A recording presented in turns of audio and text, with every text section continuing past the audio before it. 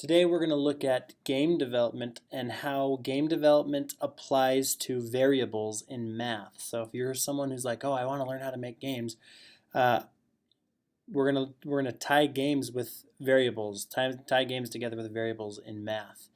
And so variables can be really fun. Let's figure out what a variable in math is. So what is a variable in math? A variable is something that varies or changes. In Scratch, variables are the same thing as in math, and they can be really fun to play with. They allow you to switch something out to make your product totally different. So let's look at Scratch and let's see how something that we can change. Anything that is editable in here can be considered a variable. Remember, a variable is something that can change. So this SMB main theme is actually a sound. These purple, light purple ones are sounds. So you click on sounds and I find SMB main theme and we play it and we hear what.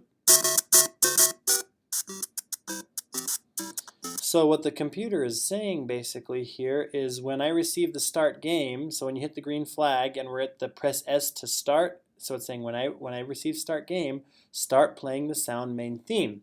So if I hit S to start, you see this is highlighted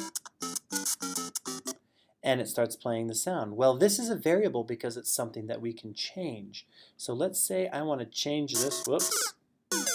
Let's say I want to change this to something that I record something. So I'm going to make something really silly.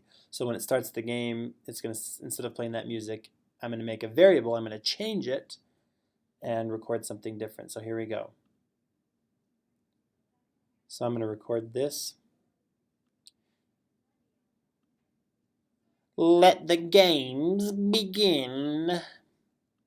So I've got that silly voice. I'll erase some of that blankness in the front. No, I'll just keep it. So I set it to recording 1. Now when I go back into the scripts, now I change this from main theme. I go find recording 1. Now when I start the game, it's telling it to start playing recording 1.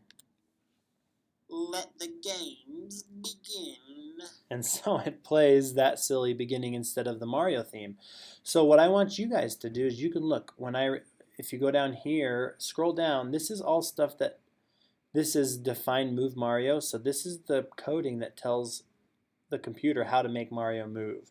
Now I don't want you to look at anything except for these light purple ones. So right here, if I want to Mario's jump sound, you know the sound that Mario makes when he jumps. Right here, it's the jump right here. Nope, let the game. Not there. Right here.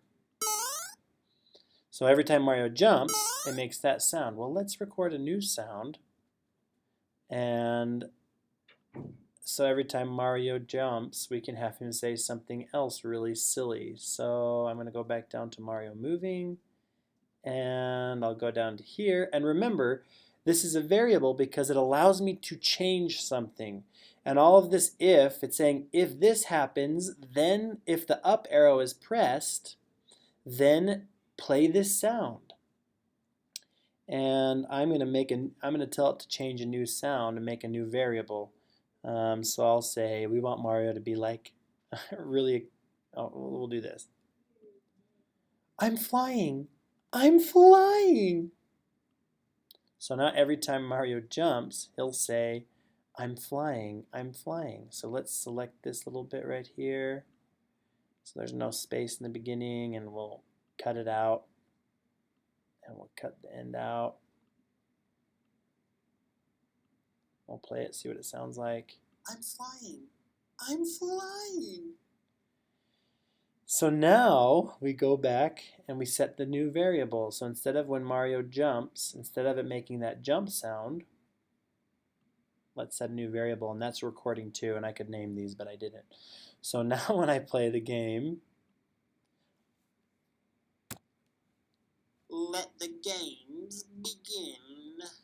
And every time I jump, I'm flying, I'm flying, I'm flying, I'm flying, I'm flying, I'm flying.